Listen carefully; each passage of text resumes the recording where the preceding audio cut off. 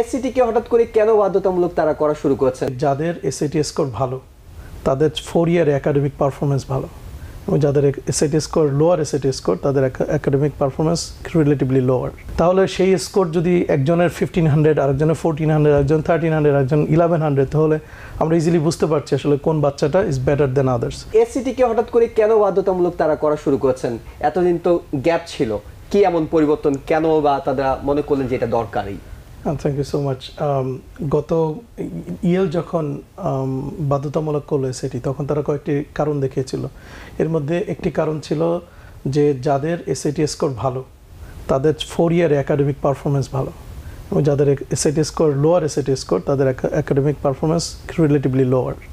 তো এটা একটা বিশাল বিষয় একটি কলেজের জন্য, যে সাকসেসফুল ক্যান্ডিডেট যারা ফিউচারে যারা সাকসেসফুল গ্র্যাজুয়েট হবে সেই জিনিসটা তারা নিশ্চিত করতে চায়। আর এই বড় বড় ইউনিভার্সিটিগুলো চায় বেস্ট অফ দি মাইন্ডস তারা যাতে কালেক্ট করতে পারে। ইয়েল সম্ভবত এরকম একটি গবেষণা করে দেখেছিল যে যাদের এসএটি নেই তারা তাদের কারিকুলামের সঙ্গে অ্যাডজাস্ট করতে পারছে না। জি, অর্থাৎ তাদের যে কলেজের কিংবা ইউনিভার্সিটির যে কারিকুলামটা আছে সেটা বুঝতে তাদের সমস্যা হচ্ছে। এবং যাদের এসএটি স্কোর মূলত কম তারাই মূলত এসএটি স্কোর জমা না দেওয়ার জন্য তারা চেষ্টা করছে। আর যাদের এসএটি স্কোর ভালো তারা সকলে আসলে জমা দিয়েছে, সুতরাং তারা দেখেছে যে এটার ইম্পর্টেন্স এখনও আছে।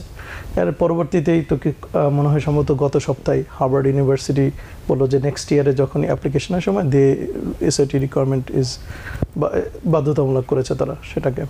কিন্তু আমরা যদি শিক্ষার্থীদের সাইড থেকে দেখি, তাদের জন্য কি এটা বিপদ ডেকে আনলো নাকি তাদের জন্য এটা উপকারী? আমি আগেও বলেছিলাম এটা সব সময় ইজ বেটার, কারণ একটি বাচ্চা চায়না থেকে অ্যাডমিশন নেওয়ার চেষ্টা করছে, একজন ইন্ডিয়া থেকে, একজন লেটস সে অ্যালাবামা থেকে, একজন নিউ ইয়র্ক থেকে।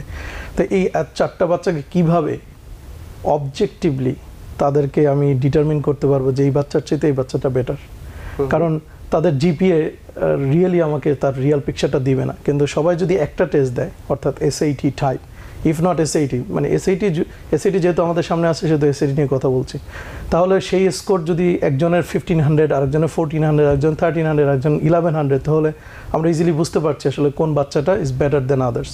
এটা একটা বিগ মানে একটা বাচ্চার মেধা যাচাইয়ের এটা একটা মাধ্যম, এবং এটা অন্যতম মাধ্যম। আমরা হয়তো চায়না কিংবা ইন্ডিয়া থেকে যে বাচ্চাটা ট্রাই করছে তার কথা ভাবছি না, কিংবা তার কথা আমাদের দর্শক হয়তো সেখানে নেই।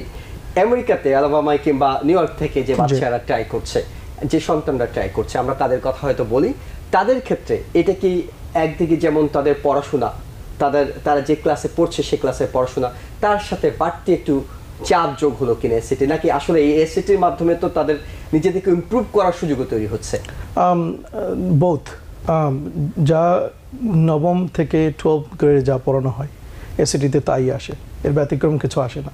শুধু তাদের প্রশ্ন করার কিছু স্টাইল আছে, সেই স্টাইলটা রপ্ত করতে হয়।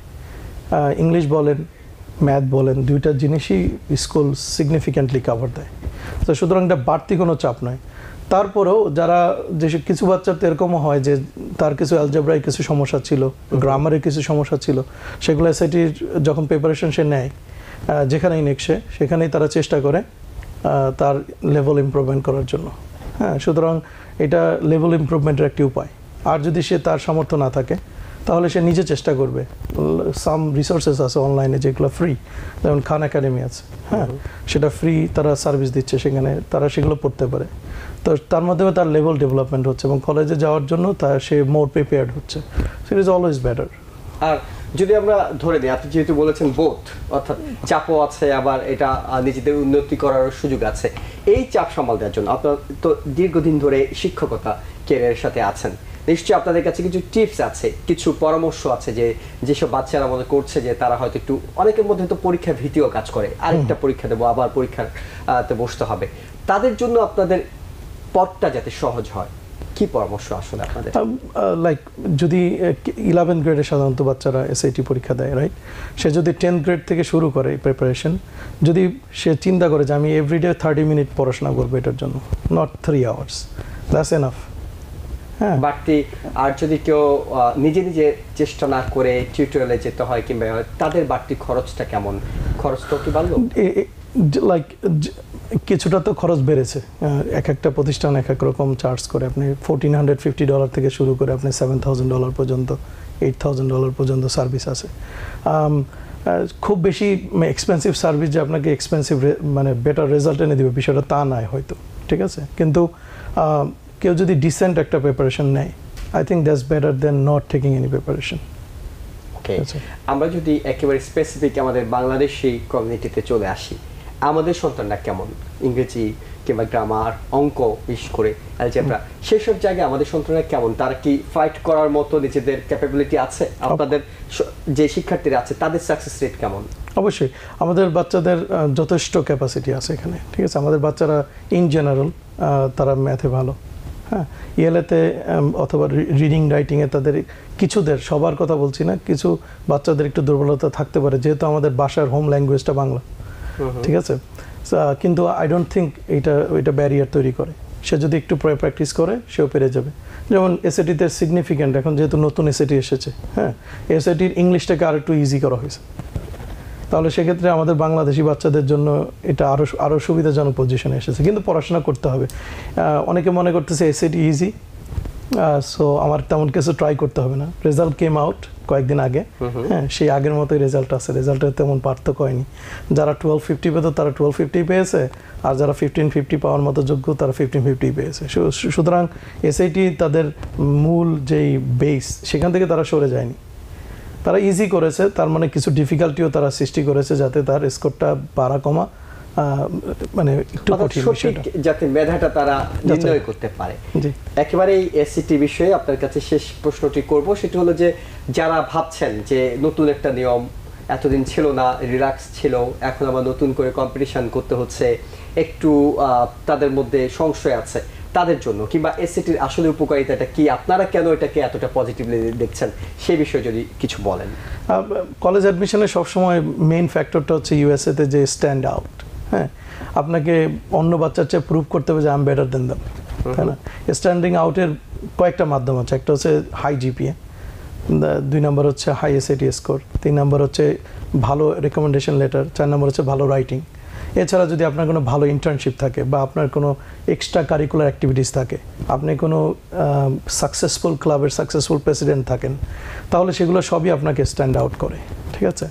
এখন কতজন একটি স্কুলের একটি ক্লাবের প্রেসিডেন্ট হতে পারে? একজন, তো বাকিরা কী করবে? সুতরাং তাকে অবশ্যই কোনো না কোনো জায়গায় তাকে বেটার পারফরমেন্স দেখাতে হবে। সবার খুব হাই লেভেল রেকমেন্ডারের অ্যাক্সেস নাই, তারা কি করবে? হ্যাঁ, সবাই হাই লেভেলের গুড রাইটিং ক্যাপাসিটি নাই, তারা কি করবে? রিকমেন্ডেশন কিংবা যখন ক্লাবের অ্যাক্টিভিটিজের কথা বলি, সেসব জায়গায় তো বাংলাদেশি কমিউনিটির অনেকে হয়তো তুলনামূলক পিছিয়ে আছে। তুলনামূলক পিছানো, তবে আমাদের কিছু ছেলেরা আগানোও আছে আসলে, হ্যাঁ, দুইটাই মিক্স আছে ওখানে। তবে সেক্ষেত্রে একাডেমিকটা হচ্ছে আপনার নিজের হাতের কন্ট্রোলের মধ্যে আছে। তো সুতরাং আপনার হাতের কন্ট্রোলের ভিতরে যেটা আছে, আপনি আমাকে যদি বলেন যে আপনার জন্য রেকমেন্ডেশন লেটার লিখবো, আমি কোনোদিনও বলবো না আপনাকে যে আমি কি লিখেছি আপনার জন্য, হ্যাঁ, নন ডিসক্লোজার পলিসি এখানে, তার মানে আপনার কোনো কন্ট্রোল নাই এখানে। কিন্তু এসএটি স্কোর অথবা আপনার পার্সোনাল জিপিএ, স্কুল জিপিএ, দুইটাই আপনার হাতের কন্ট্রোলের ভিতরে। সুতরাং যেটা হাতের কন্ট্রোলের মধ্যে আছে সেটাকে ভালো করে কন্ট্রোল করা প্রয়োজন, যাতে আপনি স্ট্যান্ড আউট হতে পারেন। বাকিগুলো যদি খারাপও হয়, এই দুইটা আপনাকে উঠিয়ে নিয়ে আসবে। অনেক ধন্যবাদ। এসএটি বিষয়ে আমরা বেশ কিছু গুরুত্বপূর্ণ, বিশেষ করে যারা হয়তো সংশয় ছিল, কিছুটা ভয়ে ছিলেন পরীক্ষা ভীতি, কিংবা এটা আসলে ভালো হলো না খারাপ হলো, অনেকে ভাবছিলেন যে সন্তানদের জন্য এটা আসলে কেমন হলো, তারা নিশ্চয়ই আপনার এই আলোচনা থেকে কিছুটা সাহস পাবেন।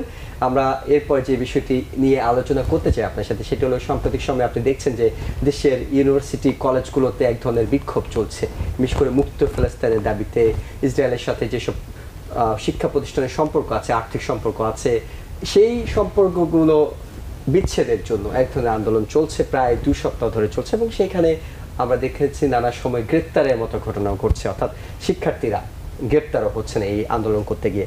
নিশ্চয়ই এই বিষয়টিকে, তাদের এই শিক্ষার্থীদের আন্দোলনটিকে আপনি কীভাবে দেখছেন? অফকোর্স আমি পজিটিভলি দেখছি। যে একটি ফেমাস স্টেটমেন্ট আছে, ইনজাস্টিস এনিওয়ার, ইনজাস্টিস এভরিওয়ার। আজকে না, 1948 সাল থেকে 2024 সাল, 75 ইয়ার্স ধরে প্যালেস্টাইনবাসী তাদের যে মুক্ত রাইটস, সেই রাইটস থেকে তারা বঞ্চিত। আমরা সব সময় প্রতি বছরই শুনি তাদের জন্য একটি স্টেট করা হবে, কিন্তু কোনোদিনই সেই স্টেট বাস্তবায়ন করা হয় না। রিসেন্টলি যে ঘটনা ঘটেছে, সেই ঘটনা ঘটার পরে যেভাবে পাইকারি দরে মানুষ হত্যা করা হয়েছে, যদি সেটা আমার এবং আপনার বোন হতো, ভাই হতো সরাসরি, তাহলে আমরাও কিন্তু রাস্তায় নামতাম, আমাদেরও সেটা ভালো লাগতো না। বাংলাদেশ মুক্তিযুদ্ধ করেছে, বাংলাদেশের যখন ভাই বোন মারা গেছে, বাংলাদেশের সাধারণ জনতা সেই যুদ্ধে অংশগ্রহণ করেছে। সুতরাং যারা এখন যারা প্যালেস্টাইনের মুক্তির জন্য যারা নেমেছে, আমি তাদেরকে সাধুবাদ জানাই এবং উচিত সেটা। যদি না হয় আরেক সময় আরেকটা জাতির বিরুদ্ধে একই কাজ হবে, কেউ কথা বলার থাকবে না। আরেকদিন আমরা হয়তো আক্রান্ত হব, আমাদের জন্য কেউ কথা বলবে না। সুতরাং এটা কথা বলতে হবে। ভিয়েতনাম যুদ্ধ 1960-এর দশকে, 70-র দশকে, 80-র দশকে সবসময় আমেরিকাতে স্টুডেন্টরা একটি বড় ভূমিকা রেখেছে। এভরি 10-15 ইয়ার্স তাদের কথা হোয়াইট হাউসকে শোনানোর জন্য, কংগ্রেসকে শোনানোর জন্য তারা এই একটি শান্তিমূলক একটি প্রসেস তারা বেছে নিয়েছে। সুতরাং এখানে অবশ্যই আমরা তাদেরকে সাপোর্ট করি এবং তাদের বিরুদ্ধে কোনো ধরনের যাতে অ্যাকশন না নেওয়া হয়, সেজন্যই আমি চাইবো যে ইউনিভার্সিটি অথরিটিগুলো সেগুলো চিন্তা করবেন। কিন্তু একদিকে যেমন তারা শান্তিপূর্ণ কর্মসূচি পালন করছে, তারা কোনো ভাঙচুর করছে না, তারা কোনো সংঘর্ষে জড়িত হচ্ছে না, তারা তাদের ভয়েসটা রেজ করছে। কিন্তু অন্যদিকে দেখা যাচ্ছে বিভিন্ন ইউনিভার্সিটিতে, এমনকি কলম্বিয়াতে আমরা দেখেছি শতাধিক, নিউ ইয়র্ক ইউনিভার্সিটিতে দেখেছি শতাধিক, এবং অন্যান্য স্টেটও এটি ছড়িয়ে পড়েছে, অন্যান্য দেশেও ছড়িয়ে পড়েছে। কিন্তু সব জায়গায় আমরা দেখছি যে রাষ্ট্রযন্ত্রের দিক থেকে এক ধরনের দমন পীড়ন, গ্রেপ্তার করে নিয়ে যাওয়া, সাসপেন্ড করা, এমনকি শিক্ষকদেরকেও শাস্তিমূলক ব্যবস্থা গ্রহণ করা হচ্ছে। এই যে পাল্টাপাল্টি একটা অবস্থান, শেষ পর্যন্ত এটা কি আসলে সরকারের জন্য কিংবা যারা দমন করার চেষ্টা করছে তাদের জন্য এক ধরনের বুমেরাং হয়ে যেতে পারে কিনা? আঘাত আসবে যত, সাহস বাড়বে শত, সাহস বাড়বে তত, এরকম একটা কথা আমরা বাংলায় শুনে থাকি। এর আগেও তো United State government, national guard ছাত্রদেরকে গুলি করে হত্যা করেছে এই দেশে। হ্যাঁ, তারা শান্তিপূর্ণ প্রোটেস্ট করেছে ইউনিভার্সিটিতে, তাদেরকে গুলি করা হয়েছে। কিন্তু সব সময় নতুন প্রজন্ম, তরুণ জনতা জয়লাভ হয়। তো সুতরাং এবং যতই দমন করতে চাইবে, আমি মনে করি ততই এটা বৃদ্ধি পাবে, মানুষ তত বেশি সচেতন হবে। তার এটা আমাদের কনস্টিটিউশনাল রাইটস আমেরিকাতে। আমরা যারা দেখা যাচ্ছে যে যারা আন্দোলন করছে তারা যে সবাই মুসলিম, তারা যে সবাই প্যালেস্টাইনপন্থী তা কিন্তু নয়। সেখানে প্রচুর ইহুদি শিক্ষার্থীরা আছে, অন্য ধর্মের, অন্য দেশের, অন্য জাতের শিক্ষার্থীদেরকে দেখা যাচ্ছে। সব ধরনের মানুষ এখানে উপস্থিতি আছে এবং সবাই বিষয়টা বুঝতে পারছে যে এখানে আসলে রিলিজিয়ন কোনো ম্যাটার না, এখানে ম্যাটার হচ্ছে হিউম্যানিটি। যারা মারা গিয়েছে প্রায় 34,000 অ্যাকর্ডিং টু আল জাজিরা। হ্যাঁ, আমি গতকালকে ইউএস কংগ্রেসে শুনছিলাম একজন কংগ্রেসম্যান বলছিল 45,000। যেটাই হোক, ইভেন ওয়ান লাইফ ম্যাটার্স। হ্যাঁ, এই লাইফগুলো চলে যাচ্ছে উইদাউট এনি, আমাদের tax payer, we pay tax every year, সেই ট্যাক্সের টাকা সেখানে যাচ্ছে। সো আমাদের সেটা আমরা কথা বলবো না। আমরা যে আমি শিক্ষার্থী ভাই, ইয়াং ভাই এবং বোনদেরকে বলবো যে তোমরা অবশ্যই যাবে, যত বেশি জনতা সেখানে উপস্থিত হবে গভর্নমেন্ট সেটাকে তত বেশি লিনিয়েন্সির দিকে যাবে গভর্নমেন্ট। আর যত অল্প লোক সেখানে উপস্থিত হবে, তো ওই যে যারা সত্যের পথে যারা কাজ করছে তারা বেশি কোণঠাসা হবে। সুতরাং in mass numbers university student should go. কিন্তু এখানে আরেকটা কথা আছে, সেটা হলো যে যারা যাচ্ছে তারা এখন পর্যন্ত অহিংস আন্দোলন করছে, তারা তাদের ভয়েস রেজ করছে, তারা প্ল্যাকার্ড নিয়ে উপস্থিত আছে, তারা স্লোগান দিচ্ছে। আপনাদেরকে যারা আপনারা বিভিন্ন টিউটোরিয়ালের সাথে জড়িত, আমরা জানি যে অনেক স্টুডেন্টরাই আপনাদেরকে মেন্টর মনে করে, কিংবা আপনারা তাদের কেরিয়ার গড়ার পিছনে অনেক দীর্ঘ শ্রম দেন, পরামর্শ দেন, এবং আপনাদের শিক্ষার্থীরা এখন অনেক ইউনিভার্সিটিতে আছে। তাদের এই আন্দোলন যাতে গঠনমূলক আন্দোলন থাকে, তাদের এই আন্দোলন যাতে সহিংসতার পথে না যায়, তাদের এই আন্দোলন যাতে বিদ্বেষ না ছড়ায়, অর্থাৎ আমি কোনো ধর্ম, কোনো রাষ্ট্রের পক্ষে কথা বলতে গিয়ে অন্য রাষ্ট্র, অন্য ধর্মকে ছোট না করি, সেসব বিষয়ে নিশ্চয়ই আপনাদের কিছু পরামর্শ আছে। অবশ্যই আমার প্রথম পরামর্শ হচ্ছে আমাদের স্টুডেন্ট ভাই বোনদের যে প্রোটেস্ট হতে হবে পিসফুল। আমি শুধু তাই না, সেখানে কোনো ধরনের কার্সিংও করা যাবে না, যে শব্দগুলো ইয়াং জেনারেশন ব্যবহার করে থাকে, এই শব্দগুলো ব্যবহার করা ঠিক নয়।